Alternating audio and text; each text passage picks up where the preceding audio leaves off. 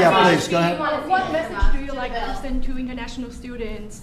Are they still welcomed to study in the United States? And one question for Mr. Musk. The students, well, we want to have great students here. We just don't want students that are causing trouble. We want to have students. I want to have foreign students. I think Harvard, it's close to 31%. That's a lot. Our country has given $5 billion plus to Harvard over a short period of time. Nobody knew that. We found that out. I wouldn't say that was a Doge thing, but we found that out over a period of time. That was sort of a Trump thing. We ended up in litigation for other reasons because they're very anti-Semitic. And in finding out and in going through the books, we found out that the country gave them $5 billion plus, much more than that actually. And we're having it out with them, and let's see what happens. I think we have a very good, well, it's a very sad case. It's a case we win. We can't lose that case because we have the right to make grants. We're not going to make any grants like that.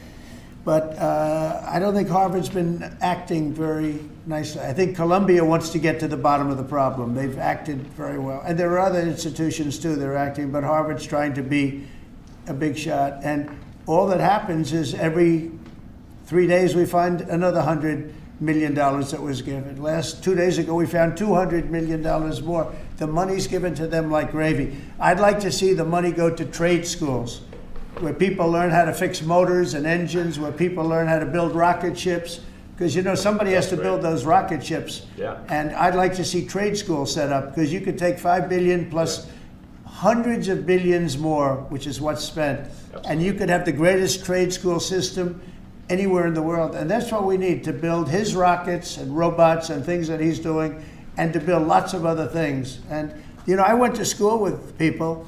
In some cases, they weren't good students, but they could fix the engine of a car better than anybody I've ever seen. They could take it apart blindfolded. They had an ability at that. And they did very well. They made a lot of money. It's a very skilled job. It's great.